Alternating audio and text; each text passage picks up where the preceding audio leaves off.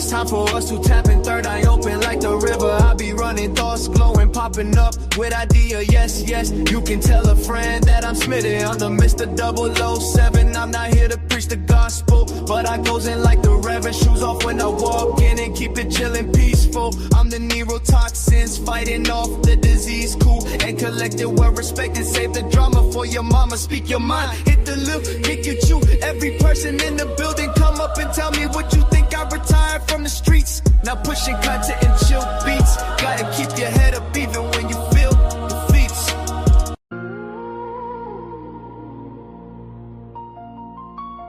Welcome to the lighthouse. Storm all around. I'm standing right now, sent from the cloud. They talking mine now, but I'm just fighting for my blood and my life. Yeah. Sent from the heaven, king on seven, trials on trials, still count blessings. Wait on the revelating, heart in heaven. I stay patient, I'm beyond the angels. I am mad, I bleed, I'm tangled. Sword on my back, axe on the strap. Go with the weight of the word in my lap. Touching my can, we doubling back. Pray with my palm, but I'm ready for that. Long Star Coney King in that greatness. Stand tall, whole county on the wait list. I just want my acre, you can keep your Grammy. Build this from the gravel for my whole family. PG is great and the DMV ain't faking.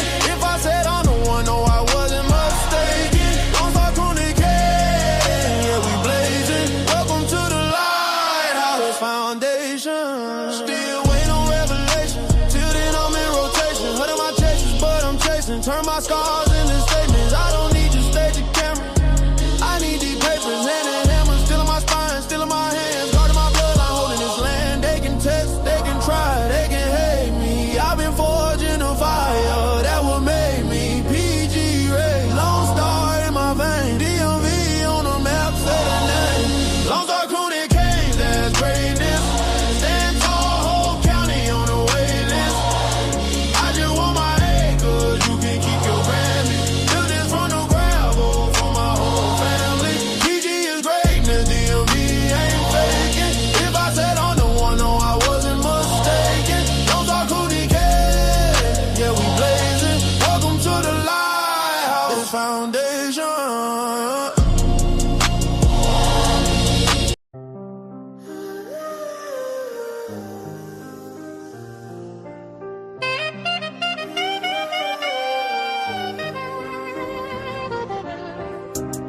I'm a fallen angel from sky.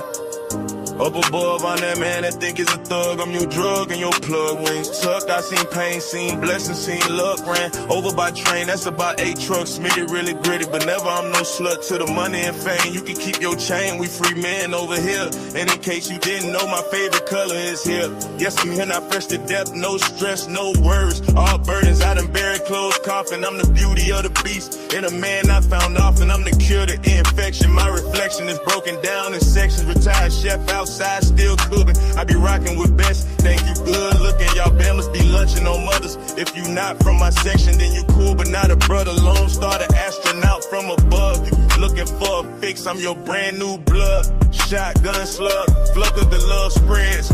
Truck by train, made it out by thread. Should've be dead, but rose from darkness and walking with an oath. I'm not the goat, I'm shepherd. Blending into the world tree, hiding a leaper. Mr. 7, I'm ghost in flesh.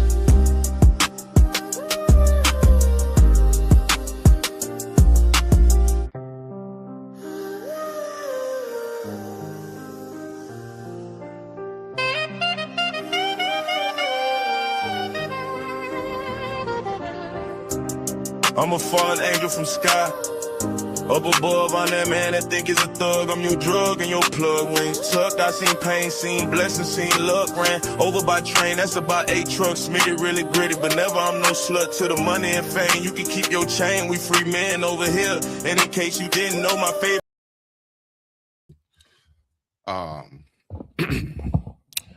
Please forgive me for that. Somehow or another, StreamYard started acting funny and kicked me out of my own damn stream.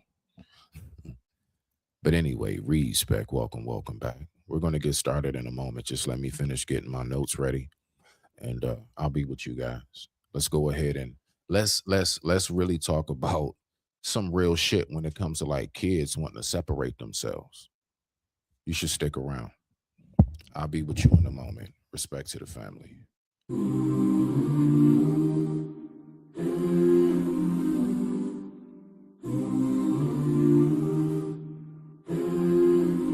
Behold the pale white horse and in the dark night rider.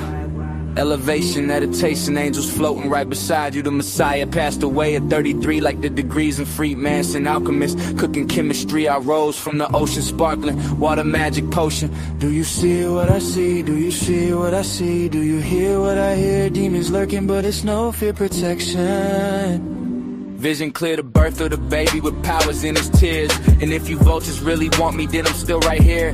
As I land in spacecraft, water walking warlock, jet propelled aircraft, Operation Star Fox. I remember sitting with my thoughts with the CD while we hotbox, smoking on some crunchy 37, call it pop rocks. We still here and won't stop until I'm at the top or until my body rocks. I'm ghost. Let's get it. Y'all ready? Respect. Welcome back to another episode of Smitty's Corner, aka Lighthouse _301. Let's go ahead and let's do this right here, right? So let's just go ahead and get our day kicked off. At least I'm getting my day kicked off, okay? I don't know about you, okay? So before we get started, as always, you know I must ask, how are you? How's your headspace? And how has the day so far been treating you? Just in case nobody else asked you. All right now, respect to the family. About to pull something up. I'm going to pull up a video. I'm not going to show the video, right? Because I'm noticing, YouTube is still on that bullshit. So I'm not going to show the video, but I'm going to pull it up. And let's go ahead and let's talk about this right here, right? Let me see. All right, let's do this. Respect to the family. All right, so one moment. Let me see what we got. Let's push play.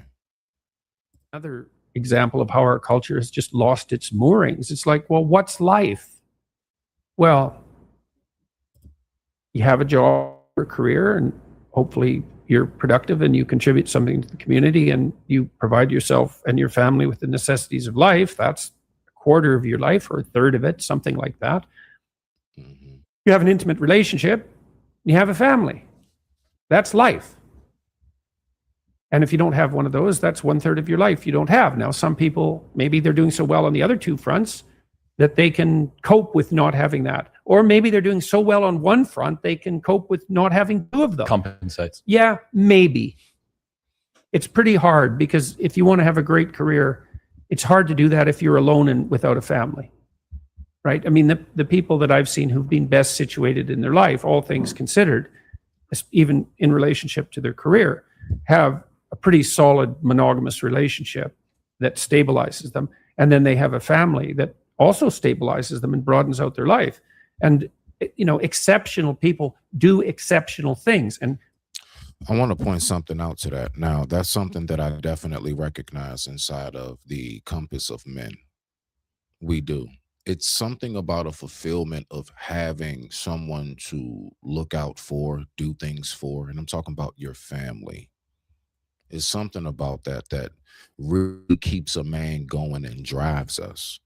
You see, that's why most men don't do well when we're alone too long. That's why I don't promote that type of thinking. I don't promote that over here. Other places may do it, but not me. No, I recognize how valuable we all are to each other in every form and fashion in which we are of value. Let's keep rocking out. Let me see what we got. Because we're going to get to this other part that I really want to talk about, this video about the whole segregation of how the youth is towards the elders at this point. Let's go ahead and see what we got.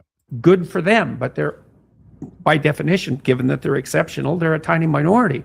This is always the argument between conservatives and liberals, right? Because the liberal types, they're more tilted sometimes towards, what would you call it? Compassion, or appreciation for the exceptional. And fair enough, the exceptional is necessary, but on average, what everyone does on average is the thing to do. And so you just look, you see, well, what do people do? Well, they have a job or a career, they have an intimate relationship, and they have a family. And if you don't have any one of those things, well, then you're treading water harder. Doesn't mean you can't do it. And it doesn't even mean possibly that you shouldn't try, but as a default presumption, it's just utterly foolish. What else are you going to do with your life? Maybe you're wildly creative. Fair enough, you know. That's extraordinarily rare as well. Subject. Right. And even things that we try to be creative on, generally speaking, is based upon what it is that can be of servitude to others. Men love to invent things that people can benefit from. That is one thing I do know. Okay. So even if you're trying to be creative, you still want somebody to appreciate your creativity, is my point. Let's not ever get that twisted. Let's rock out. To the power law problem in any case, which is even if you're hyper creative, the probability that you're going to be successful at that economically is extremely, extremely tiny, to the point where it's almost non-existent. It's so difficult. Now, it does happen, and you can have spectacular success if you become successful. But wasn't it that did you say last night, of the 100,000 most recently printed books, only 1,000 have sold more than 1 million? Yeah, something like that. It's something like Power law's all the way down. Yeah, everywhere. Power law, that's, you know, a tiny minority of people do all the work. A tiny minority of people get all the benefit. A tiny minority of athletes score all the goals. A tiny minority of men get all the women, etc. A tiny minority of stars have all the mass. A tiny minority of rivers have all the water. A tiny minority of cities have all the people. And see, the thing is that these are the factors that I've recognized, that there's always going to be a percentage of something with someone. You know, when you try to make it seem as if like everybody's capable of everything, that's how we lose the sense of uniqueness within ourselves even. That's why it's a small percentage, how he's saying. But let's go ahead and get back to it. Let's see what we got. Etc., etc., etc. Everywhere, always. You know, and we're so clueless in our culture that we blame that on capitalism. It's like, how does that account for the massive stars, people? So, or the, you know, the volume of rivers, or the population density of cities, or what's happening, people? If you enjoyed that. Now, let's go ahead. What we're going to do is we're going to pull this video up. Now, this, I believe I'm able to give the visuals on, right? So let me go ahead and do this right here. All right. Give me 1 second, y'all. Boom. Let me do that. Let me do this. Now, let me just go right here. This is what I want to get to right here. All right, y'all. 1 moment. Let's just get through the commercial. I appreciate any and everybody for tuning in. Welcome back. Welcome back. The time right now is 12:31 p.m. East Coast Standard Time, and I thank you all so much for tuning in. All right, all right. So this right here, we're going to be talking about like basically like the fall off of families. Now, that's something, before we get to talking about anything else, we need to actually address what is the true fallout of families. So with that being said, let's go ahead and see what we got right here. Take it away, Phil. Happening in society right now that nobody really talks about, but it's everywhere. More and more, we're seeing adult fair use. Let me go ahead and hit that bad boy. There we go. So let's go ahead. Like, let's look at this right here. Because this right, when I seen this, I was like, this is a very interesting segment. And it's something that's very prevalent to what a lot of us are going through out here in society today. So let's rock out. children, not just walking away from their parents, but putting it all out there for the world to see. And people online are cheering them on. You've probably seen it.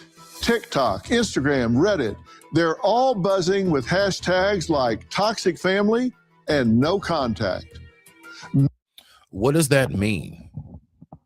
You know, we talk about toxic relationships. Now we're on the level of now we've escalated it to toxic families. Hashtag ghosting my parents. What? Hold on, man. Let me listen to more. Many people are sharing stories about their families, calling out toxic or abusive behavior, and talking about cutting ties. What happened to what goes on, but in what goes on in this house stays in this house. Now, I'm not saying when it comes to abuse in any form should always be spoken out. And I want to make that clarification. If abuse is taking place, speak out on it. Do what you got to do in a method which would be the safest for you to get that message out there, right? You don't want to put yourself in harm's way. Now, what I'm saying outside of that is, like, what really are we saying right now?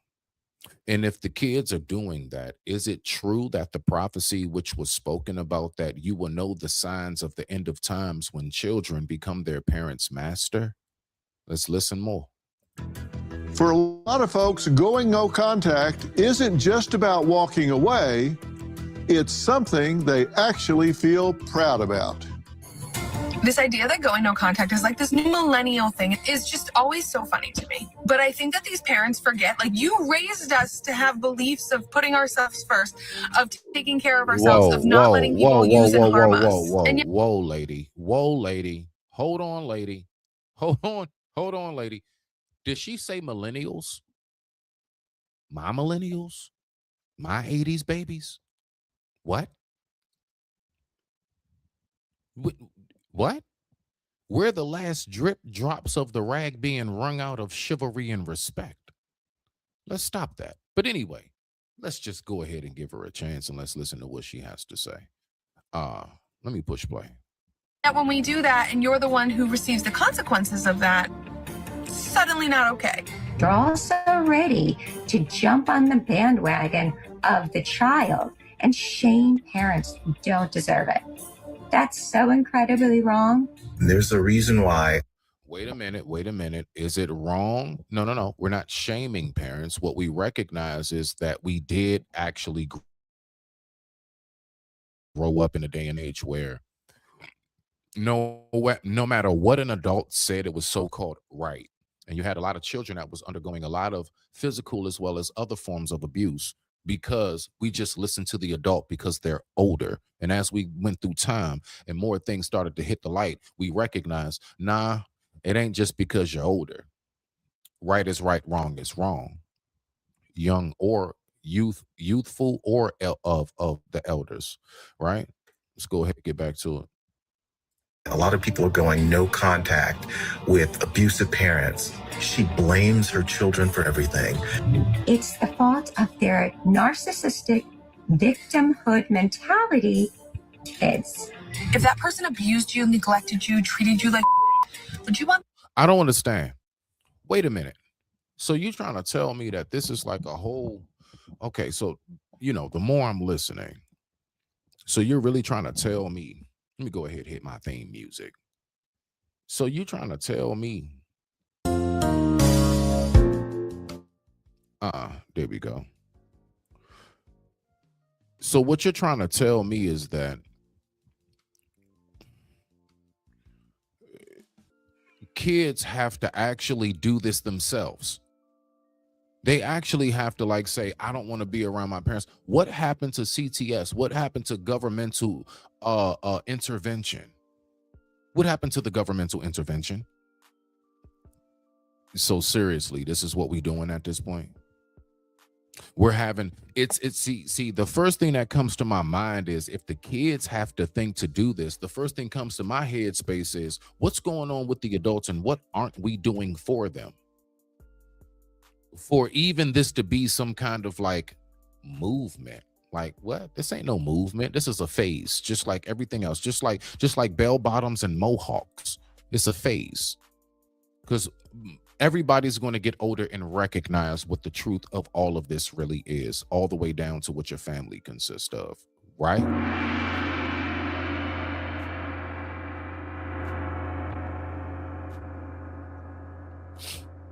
Let's go ahead and get back to the video. Them them to call them, or would you want them to cut them out, end that relationship? There are definitely situations where walking away is the healthiest choice.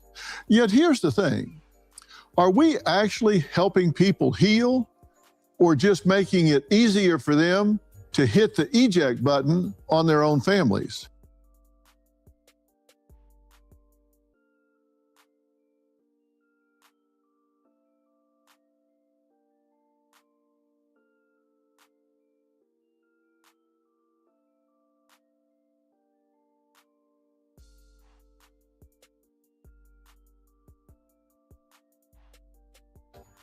Stats say about 1 in 4 adults is estranged from a parent, and experts think it's only going to get more common. So tonight, we're digging into the big question. Is this just how families work now? And if you cut someone off, is there any way to fix things later? My first guest, Laura, is a mother who says she was totally blindsided when her daughter cut her off. Then Laura went viral on TikTok as the doormat mom after sharing her story. What started as a personal heartbreak turned into a national debate. She wants to speak up for all the parents left wondering what happened. Are you a doormat mom? Did you do everything in your power?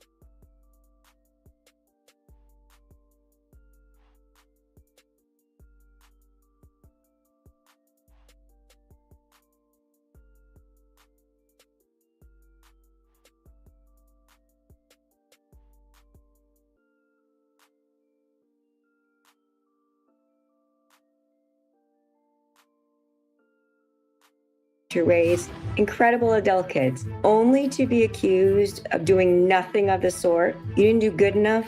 They mistreat you. You're possibly estranged. You are not alone. There are thousands of parents in the same boat. You don't have to be alone and suffer in silence because you ended up to be a doormat mom or dad. Laura, thank you for joining us today. You're welcome. Thanks for having me. Is this difficult for you to talk about? It's not easy, but I feel like in talking about it, I'm helping other parents. So I'll do it for sure. This was between you and your daughter, but then you went public with it. Tell me why you decided to go public. Well, I think the initial reason was because I needed a means to cope with regards to my own estrangement and what had happened, because I had felt so betrayed by my daughter that it was hard to fathom it happening. And I suspected that this betrayal wasn't uncommon, but it was unspoken.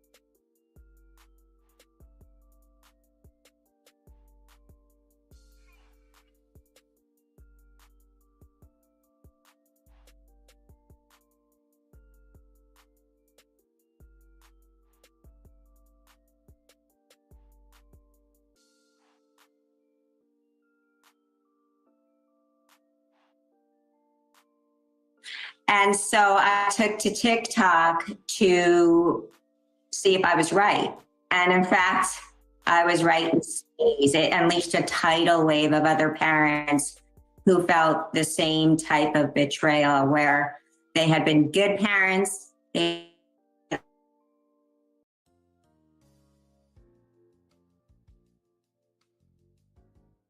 normal mistakes, weren't abusive, weren't toxic, weren't narcissistic. And their children all of a sudden turned on them in a way that was so unwarranted and so hurtful and crushing to these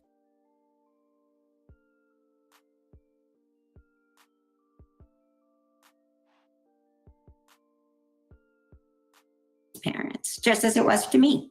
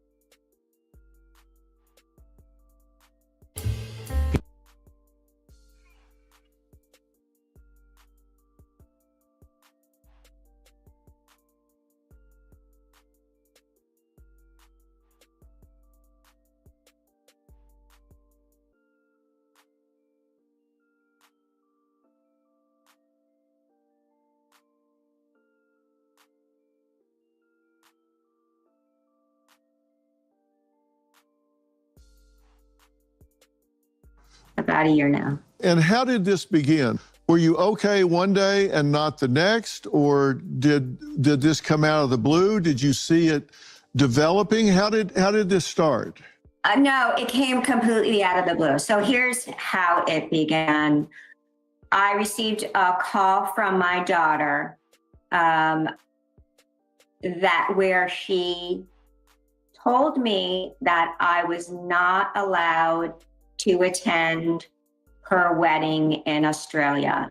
And this was after I had raised her by myself and gave her a childhood that most kids could have only dreamt of as a single mother and a very young widow.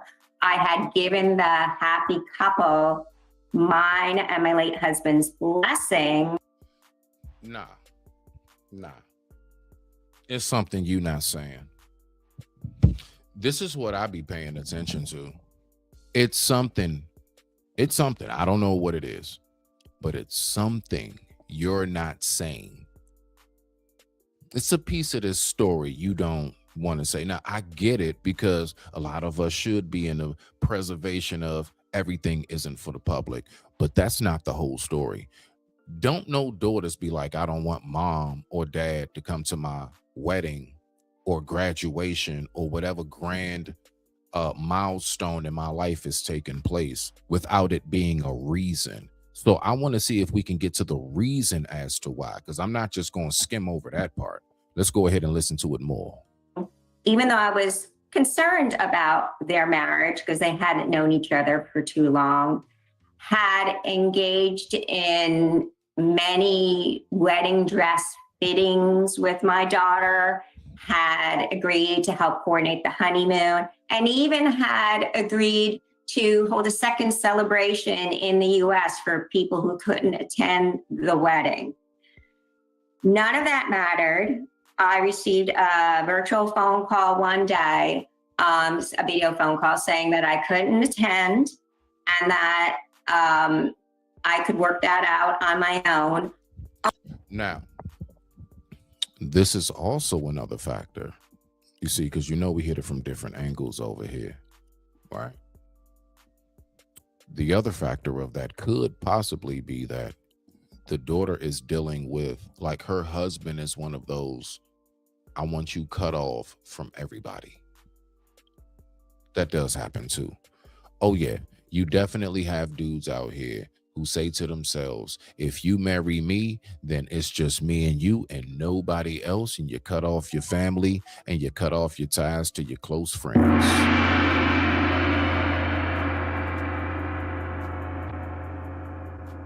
I recognize that part as well. Let's go ahead and let's listen to this a little bit more. Let's see what we got. Only to get another one the next week that she wanted me to help gather her paperwork together so that she could, in fact, get married in Australia. And I was so stunned and so crushed. And I didn't even know where to go for it. So I started gathering my thoughts, and I... Not saying too much on it, but I have already spoken about it here online. My baby sister, she got married in Japan. She got married in Japan, not here. None of us attended her wedding. Me as big brother, right? Because that's my baby sister. Me as big brother, I'm like, I got questions about that. Hold on, wait a minute. What do you mean that the family can't attend? And it's not even necessarily just because we want to be there to party. Yes, I want to be there to celebrate anything good going on with your baby sis. But my thing is, what's going on in this wedding that our black asses can't attend? You see? So that was something I had questions on. So it sometimes can be because that person wants that individual to integrate into their family completely, when it should be a mesh and a combination of the two. The family should join and unite in a sense, and it should become an even larger family. That's how that's how it at least should work out. I'm not saying it does all the time, and we know it doesn't. But let's keep on rocking out. The time right now is 12:51 p.m. East Coast Standard Time, and I thank you all so much for tuning in to another episode of Smitty's Corner, aka Lighthouse_301. Let's rock out. I went online on TikTok and I started making videos about, feeling like a doormat and thinking that would maybe rally some other parents who had experienced something like this. And a tidal wave exploded. A tidal wave of the parents exploded. And it went from TikTok to Instagram to a Facebook group to a podcast to, and now it's turning into an app. So, parents at the local level, estranged parents can meet and potentially put together support groups. So it's... Wait a minute. So y'all need support groups because... What? You need a support group because you can't handle your kids?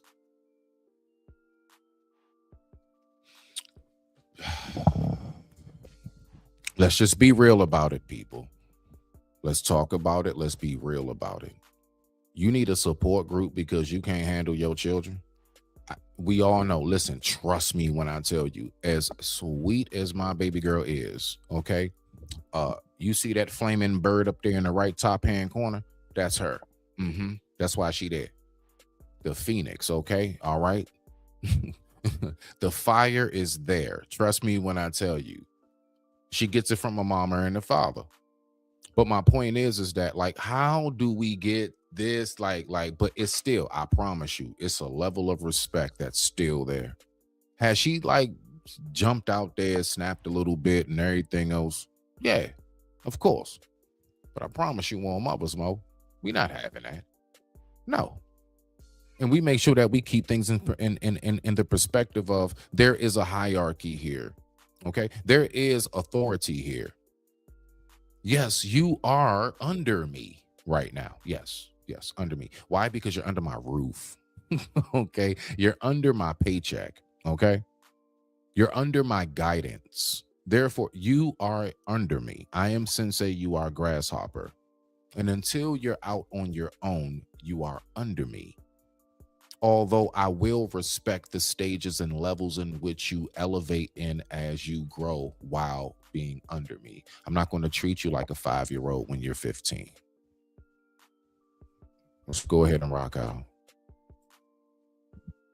It's been a whirlwind, and it's something I would have never known about unless I experienced it. So now it's almost become a lap. Oh, 100%.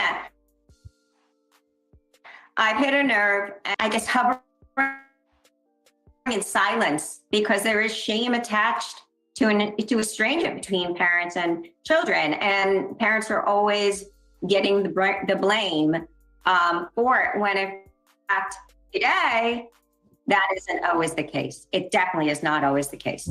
Hey, Dr. Phil here. Your savings are at risk. With the economy on shaky ground, the dollar losing value, and a $2 trillion deficit. All right, so let's go ahead and get back to it. Let's get back to it, because I don't know what the hell that was, but let's go ahead and get back to it. All right, so where are we at? Oh, yeah. Okay, so we right here. Okay, back to the show.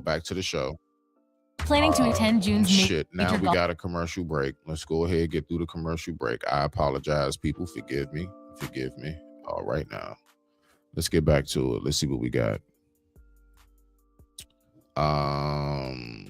Mic check 1 2. Mic check 1 2. Oh, they really playing with me. They giving me like 3 whole commercials. Let's go. She says it's not about punishing anyone. It's really about protecting yourself.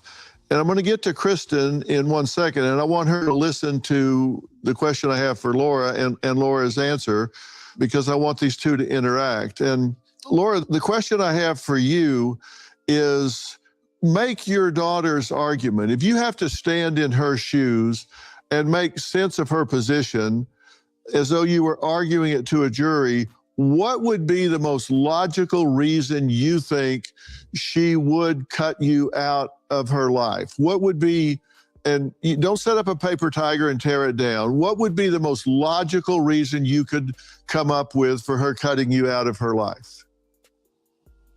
I honestly could not give you a logical reason, because she's not only cut me out, but she's cut her entire family out. Okay, but that's not answering the question. If you're going to answer the question, if you had to make an argument, what would the argument be?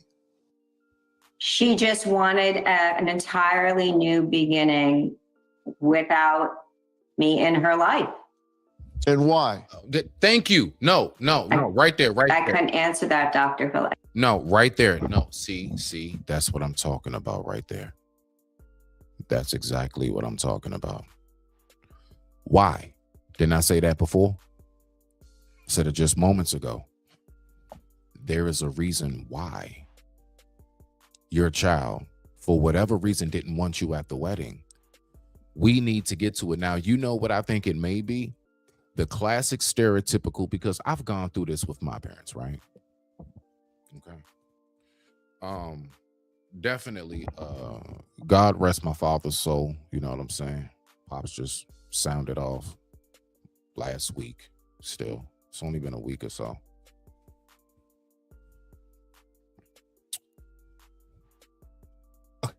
I remember having so many different like back and forths with my pops about the difference in how we think.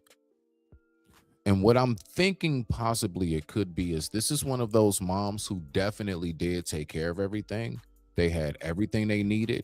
They didn't want for nothing. I do believe that, but I believe that it's the stereotypical like boomer. There we go. Baby boomer age of we know everything, you know nothing. We don't want to listen. I don't think you should do it this way. You should do it that way. No. Nobody's going to like it if you try it this way. That's the difference. The only thing that I can think of so far, unless she is one of those behind the scenes undercover drunk moms who just be throwing wine glasses and shit for no reason, and we can't invite mom nowhere. Remember the last time we took her to Walmart? Right?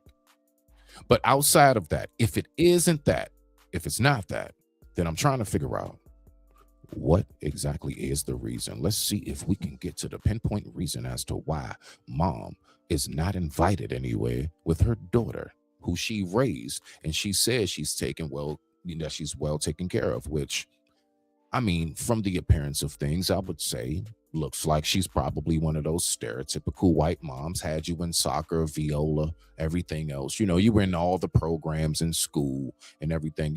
She was the cool mom that did the sleepovers for the friends and everything else. Okay, cool. We gonna give you that. Okay, you had toasted strudels and everything for the kids in the morning. We got you, mama. But my thing is this: where do we actually see the disconnect? Where is the disconnect? Because something happened for there to be a disconnect. Let's go. I don't know. If that's your answer, that's your answer. Now, Kristen, you have an answer for why you cut your mother out of your life. You said you lived with this for 25 years, and you say that your mother disappeared on you in the first grade, the third grade. She was gone for a year. She didn't do things that mothers do when they grow up, and enough's enough and too much is too much. And it just got to a point. Mom disappeared? Whoa. You telling me mom went and got a pack of cigarettes one day and didn't come back? Oh, shit. Now we getting into something. I didn't hear it this far. So we're all reacting to this on a natural basis. Let's go ahead and get back to it. Point that you're better off without than with your mother in your life, right? Yeah, exactly. And did you decide that there's no patching this up? There's no reason that the cost is too high, that she's not reliable? What was your decision? Yeah, my decision, came after having my son and really realizing like I wouldn't do the things that she did to my child, and really coming to that decision that I couldn't have her in my life. And I get that question a lot of like, could our relationship be patched up? And the answer is I really don't know, because I've never gotten to that point where we have been in a place where that could happen. Now, what I want to know is me listening to this, I would like to know, how common is this nowadays? How common is this for those of us from our generation to feel this way towards our parents? That's all I want to know. I'm just curious. Contact now for 7 years, and we have not exchanged any interaction in that time. I don't know what I would do if my mom would show up or call me at this point. There are things that would have to happen, boundaries that would have to be addressed, expectations, accountability for the things that she put me through throughout our entire life. And the ability to sit in that and have a discussion would just be the... Now, wait a minute now. Hold on. Okay, so I do get, okay, so she wasn't there. And okay, so basically it seems like she was in and out of your life, mom.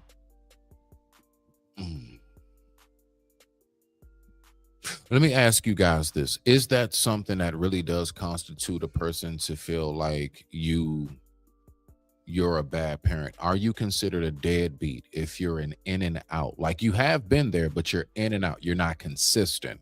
So if you're not consistent, does that still fall under the category of deadbeat? Type your comment in the chat for me. Let's go ahead and rock out.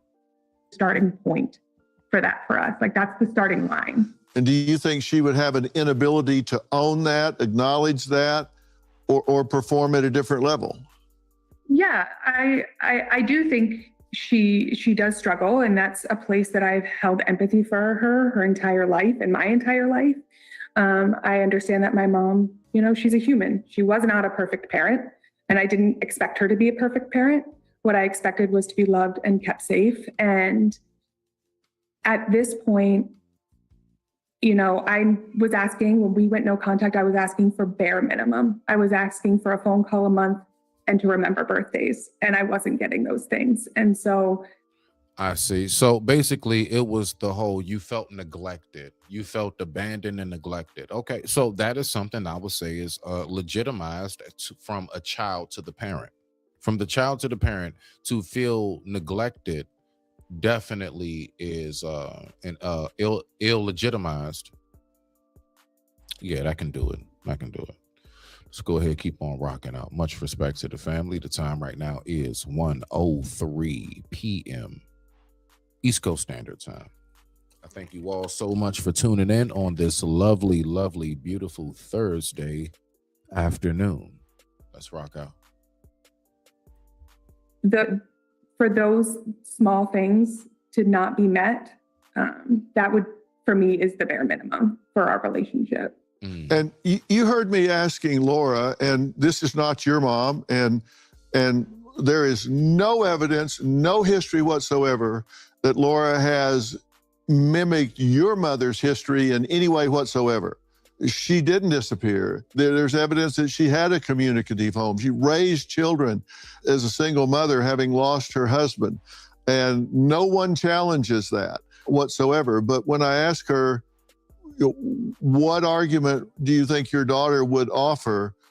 She comes up with zero. And nobody, I've never met anybody that has zero ownership in a relationship and its problems. As a therapist and as an estranged daughter, what do you think about her having zero ability to offer any logical explanation as to why her daughter would have a problem with her? I don't know their situation. I don't know their relationship in depth, as you said. I think that a lot of times as children who've gone no contact, these are things that we have stated, but sometimes don't align with our parents' view of what might be toxic or abusive. I do agree with that. I agree that there is that slight separational gap that needs to always stay mended and tightly bonded. As far as what you were going through is not what I'm going through now. How you all looked at things back at one point is not how things are now. And I do believe that has been the biggest error that I'm saying us because I'm up here now, right? 43. Those of us from my age beyond, like before me, that have really fumbled the ball on. We fumbled the ball because we actually thought that we know everything. And however it was when we was coming up, however it was when I was doing my thing, I just got to recognize it's not the same, man. When I get to talking to my like little nephews and them and stuff, man, when I tell you, it is absolutely night and day from how they think and process things, from relationships, friendships, business, everything, work ethic, everything is totally night and day. But I got to recognize that's where they are. So what do? In order to keep the connection going, you meet them where they are. You don't have to like necessarily bow to what it is that they say, but it is good to know how to meet them where they are so that you all can stay in the line of communication. They can give you the gems of today. You can give them the gems of yesterday. And therefore, we all have a I would say, a much more prosperous present. Let's go ahead and keep on rocking out. With that being said, I digress. My mic is muted. The time right now is 1:06 p.m. East Coast Standard Time. Let's go ahead and do it. Or things like that. When I came to my mother about those things, she didn't view them as toxic, even though the rest of the world and textbooks would view them as toxic. And so I think sometimes our viewpoints really impact how we view our own behaviors. I can't afford therapy. You can afford.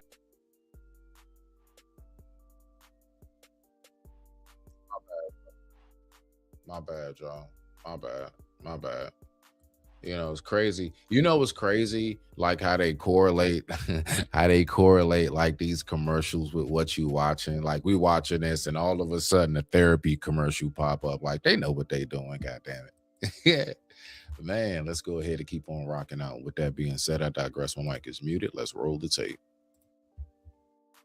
Oh, sound. Do you think this is a trend among millennials and Gen Z that we weren't seeing in generations past? Or do you think these generations are just finding the voice? I think it's a combination. I would say it was a trend, but not in the trend like skinny jeans are. It is a trend because it is happening more. And I think that is because social media is allowing access to these conversations and this ability to say, oh, this is something that's okay to do when I am harmed. And as far as like this generational piece, this is a thing that happened within my family. My mother didn't speak to my grandmother. I have an aunt that I've never met because she was estranged in our family. And so this is So now we know why. Now, see, that's why mom wasn't invited to the wedding. That's why mom has been X'd out from her life now that she's a grown adult, right? Although mom did possibly, she looks like it even now, she looks like she was one of those, she was well taken care of. She don't look burnt out like she went the wrong way out in the street. She looks like she was well protected and secured and within her household. But there were other factors that were taking place. Let's rock out. isn't just millennials and Gen Zs that are happening. It's just we're the ones who are on social media more often talking about it. But there's a generational legacy in your family. And that was not the case with you, Laura. This wasn't a generational thing in your family. No, and let me point out one thing. It wasn't that my daughter went estranged from me. I chose to take the step back, and she came forward and wanted something more from me to give. And when I set that boundary, that's when she went full no contact. So it was fair use, fair use, fair use. It wasn't as if I had all of a sudden magically became someone who was more than willing to continue to take from me. And I said, no more. So if you want to say that that's the one reason, I'd say that's the one reason I set down a boundary. I do think social media is pushing this along. I think there's a societal conditioning that's happening. I think there are some, there are some bad therapists that are adding to it too. There are some really good therapists that are helping to cure it, but there's a lot of bad therapists that are helping it along too. So, and certainly I don't know the other guests, what her mother did, in her life. And if she truly was someone that couldn't even, send a birthday wish, well, that's definitely is not me, because I would have sent a whole basket of everything. I can't speak to that, but I do know there are many good parents out there that are suffering in a way that they don't deserve to suffer, because they're being lumped into a category that they don't deserve to be in. You've heard me talk about Jace Medical. If not, listen up, because they're doing incredible work in medical. Nope, not today. Not today. Not today. We just gonna get back to this daggone show. Let's do this. All right, there we go. So let's go ahead and keep on rocking out. Let's see what we got right here on this next segment before we go ahead and end it off. I appreciate any and everybody for tuning in. The time right now was 1:11 p.m. East Coast Standard Time on this beautiful Thursday afternoon, and I thank you all for watching. Let's rock out. It's been 30 years that you two have really had problems between each other. You've tried along the way.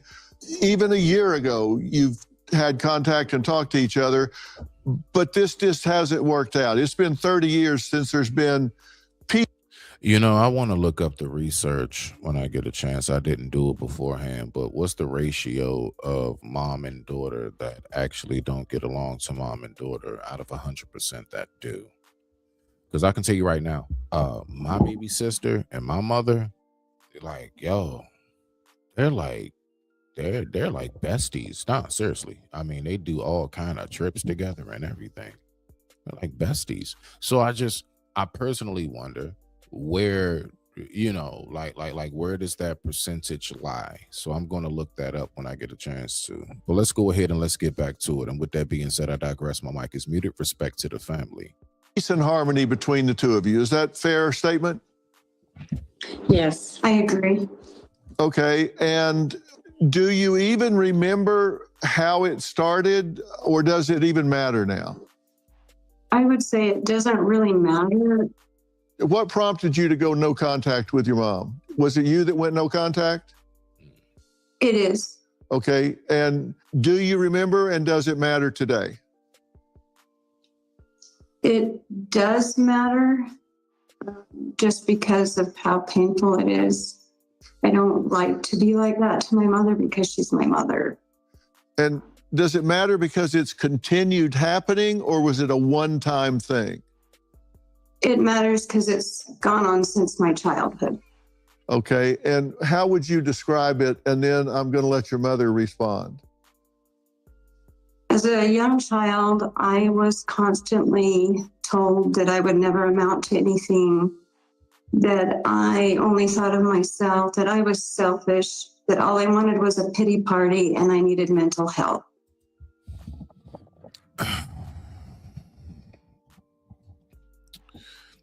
You know, as somebody who comes from the day and age of, boy, you ain't gonna be shit. Now, not my parents necessarily. Definitely not my father. But me and my father have definitely had some back and forths on just the aspects of manhood, right? I've definitely challenged dad at times, right? I remember that thoroughly. What I want to know is from the daughter, when it comes to how you feel. Now, I know I've said it myself. I'm the arbiter of it. Some things you will not heal from. You will only be able to cope. So I'm curious, at what point do you actually put that aside? Mom looks like she's at her elder stage where you never know when she can have a heart attack. She's gone from here, blah, blah, blah. So I'm curious. I'm actually curious. Like, do you actually say all of this is behind us? Do you? Do you actually say that? Or is it no, it's up till it's stuck, and even after you're gone, it's still up and it's stuck, although you're no longer here? And I really wonder that, right? Like, how long do we hold on to what it is that we, had a problem about with somebody, especially your parent, and more than anything, especially your mother, right? The vessel and tunnel in which we all came through here with. Came to here through, excuse me, tongue tied. But let's go ahead and keep on listening. Those words are hurtful. Karen, is that true? No, that's not true. I never told her she had a mental problem. I never said those things, April. You never said any of those things? No, I did not. Well, does she have a mental problem then? Because if she's saying that, she must be delusional. Is she hearing voices? Why is she saying that? I have no idea, but I never told her she was anything that she said. Okay, why would she have this problem then? I don't know. No, see, I'm not buying that. I'm not buying it. I'm not buying it as parents. We just don't know why. Like, I can honestly say, even with my kid, right? So I got one beautiful daughter who's now a young lady, right? The things that me and her have had a rift about, I know exactly what it's been. I know what it's been about. Like, if somebody asks me, why do you think that she kind of, didn't want to be around you for a certain period in time? I'll be like, well, because in her mind, I was coming off too harsh. I was coming off like, a little bit too overbearing, because my heightened awareness of how dangerous it is out here, that was kicking in. That was kicking in fulfillment, right? And so now I'm sitting up here and I'm saying to myself, I need to go ahead and give her all the information that I possibly can give her, as much as I can give her. But I needed to recognize that, you're pushing it on her. So then the information is going, she's going to push the information away because you're forcing it on her. That was my issue. I had to learn how to relax and kind of ease myself into like the teaching lessons. You see where I'm at? I had to ease myself into that. So I had to learn that. So these, this whole thing about these moms not knowing what exactly was the reason as to why their kid, no, come on now. Like, how much were you paying attention, lady? Let's keep rocking out. You just have no idea. I have no idea. None. If there was one thing you could change, Karen, that you think Mike could heal this relationship, what would it be?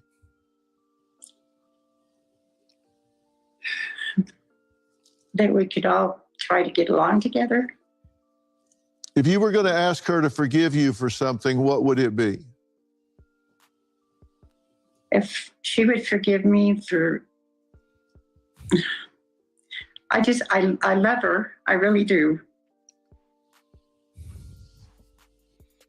Hercules 20 volt. You know what? I believe possibly mom does. I believe she really does. You know what? Because sometimes in life we have to remember, like we do. Man, we got to remember this part, right? You can love somebody, but not know how to produce the love that you need to give for that person individually. You can be in a relationship and you could love the person you're in a relationship with. You just don't know how to love that person whom you're in a relationship with. You can have children. You love your children, but you may not know how to love each individual child in the specific way in which each individual child needs to be loved. So I do believe that she loves her daughter. I do. But I can see the look on her face. I can see it. It just, it reeks all through the windows of her vessel, which is the eyes, which is, I just never knew how to. I had her and I did the best that I could. And apparently the best that I could was the worst that I could ever do, apparently. And it looks like that's what it is right there. It's a sense of guilt on mom's part, just through the facial expression alone. Let's keep on rocking out. But I could be completely wrong. Let's listen.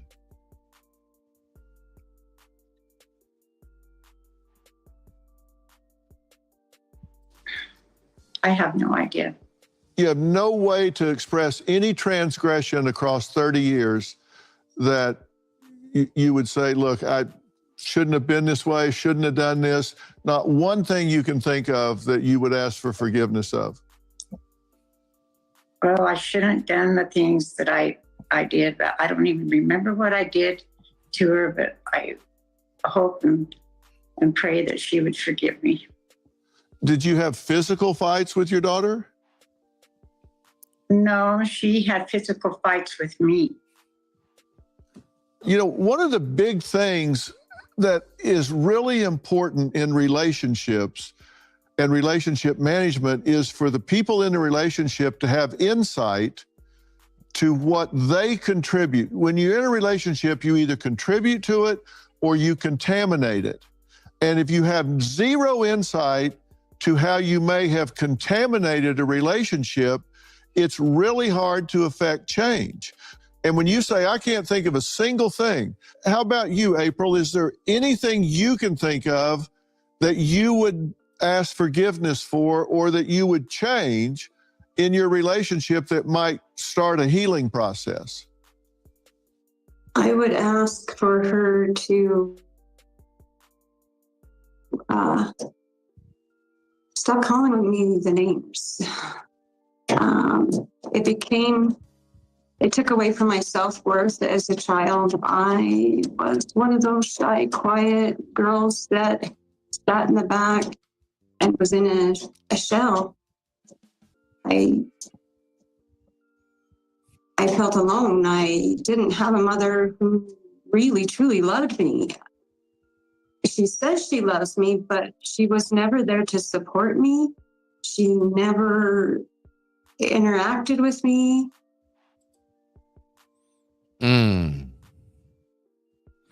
Says that mom never really interacted. Now, that's the part that's generally most important. Like, again, you know what I'm saying? What's going on, Ruth? Let's see you. That's the part that's most important. Kids are saying that they want to separate themselves from their parents. Then we ask these parents, what exactly are you doing for your child to want to separate themselves? And a lot of them are saying, well, I don't know. How do you not know why your kid doesn't want to be around you? What's going on? What have you not been focused on? So I always will put more of the onus on that parent more so than the kid, although I do recognize, yes, they talking about, well, we gave them, look, I gave her everything she needed. We took care of her, me and her father, blah, blah, blah. But she just decided to go off and go in this direction. Well, that happens. There is such thing as bad apples that fall from a good tree. That does happen in real life, in nature, and in families. My thing is, truly honing in on where does the onus really lie? Is it really on when they become older and they decide to go a certain direction, or is it really because of you didn't prepare them well enough? Now again, it's just a question. I mean, don't try to figure out which direction I'm in with it. I'm just saying it's a question. If your kids decide not to listen to you when they become adults, is it because you did not prepare them well enough, or is it because they just decided to do their own thing? The reason why I ask is because I can say for myself, a majority of, like, I ain't gonna say majority, but I'll say a good portion of people that I grew up with, no matter, even if we did like kind of steer and veer off and try to do our own thing, we always somehow or another came back home with it. And I mean come back home in the sense of our roots, the foundation that was built in us from day one. You see where I'm at? That's primarily where I'm at with it. So I'm saying to myself, how possibly do we really get to where we are? And the only answer that I have is the prophecy says, one day you will know the signs of the end of times when the parents become the children's master. You know how they first started implicating that? Don't you touch your kids. If your child comes to school and says, I don't like how my parents are doing this or that, and I'm not talking about spanking them, just they don't like you, you possibly can have your child removed from your home today in this day and age over that. So then we have the aspect of, okay, so now parents are trying to bow down, and what they're trying their best to do is like some kind of damage control by thinking that we can be the elders who are now being our kids' friends. You can't be your kid's friend.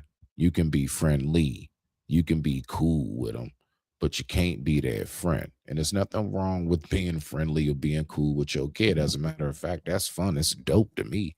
I tell you that much. I love spending time with my baby girl. You know what I'm saying? But we have to remember that you cannot be their friend. You have to just only be friendly. Next thing you know, we have this whole huge, just wave of kids and parents talking about how much they're disconnected. And I really do wonder, when I was growing up, was it really the same thing for us as millennials and X and beyond? I really wonder that. No, is it Z or no? I think X. Yeah, X. Okay, yeah, me. Yeah, right. Is it really the same? The way in which we would go about how we view the OGs, those of the elders, those of our hierarchy. Did we really see it the same way that the kids see it now? It's just that we didn't record about it and we were kind of forced to shut up about it because we would get our ass whooped. Is that what it is? You see where I'm going with it? Or is it really just, nah, I I I'm just doing me. This is just, times have changed and life has told me I can just do whatever it is I want to do. That's the part that kills me. So if we was to go back to the absolute very, very beginning of this before we get up out of here, right? So let's just rewind to right here. See, this is the part that really got me about this video, right? This beginning part right here. About cutting ties. For a lot of folks, going no contact isn't just about walking away, it's something they actually feel proud about. This idea that going no contact is like this new millennial thing is just always so funny to me. But I think that these parents forget, like, you raised us to have beliefs of putting ourselves first, of taking care of ourselves, of not letting people use and harm us. And yet when we do that and you're the one who receives the consequences of that, suddenly not okay. I just caught that part. What are the consequences? They're also ready to jump on the bandwagon of the child and shame parents who don't deserve it. That's so incredibly wrong. And there's a reason why a lot of people are going no contact with abusive parents. She blames her children for everything. That's the part that caught my attention with it. But let's just go ahead and sit on that for the moment, right? Much respect to the family. And with that being said, I appreciate everybody for tuning in. Listen, make sure that you always do what you got to do when it comes to supporting the channel. And that's just tuning in. Thank you for tuning in. Thank you for being here. And I appreciate you. Have a wonderful day. Respect to the family. Y'all know how we do. We're going to get up out of here with some good old-fashioned tunes.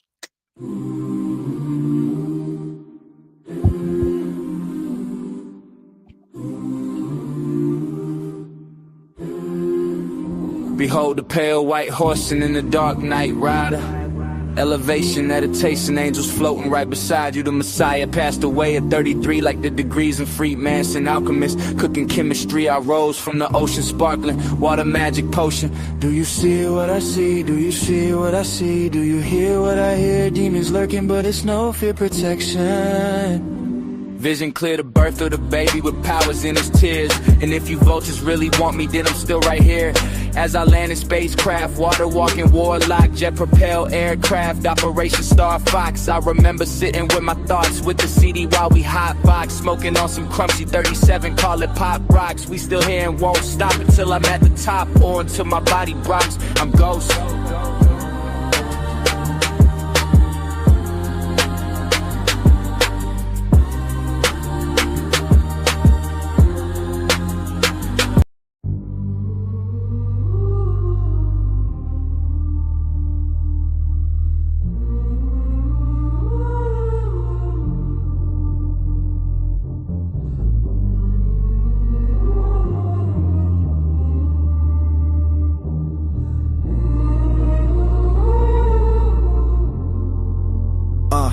I reside on 5th, the level of the stars. Yes, I'm closer to the sun, rotation round Mars. I spit bars on my mind, I travel really far. I took my pain and my struggle, then I wrapped it in a bundle. Even when I stumble, I'll remain humble till this world's crumbles. I'll be the rumble in the jungle. It took me many, yes, just stages. I flipped the page of my life's novel, chapter 82. This track right here is you. You're a gift and a promise, but if you that new, I grew up very quiet. Me, I stayed the self, then I went away to prison. Now my life up on the shelf, I felt defeated like it's over, but my mind recreated. I contemplated, this my statement. I cracked the ground as I walk on the pavement. Left arm hold my legacy. Phoenix rose the ashes of a father, but this life has a channel that can tap into the heavens. Yes, my name is Mr. 7, but you call me the one golden child of the city. Never looking for your pity or the fussing and the fighting got us looking really silly. Come get with me on this travel back into the heartlands. I stand 10 toes down because me, I fear no man. Yes, I colder than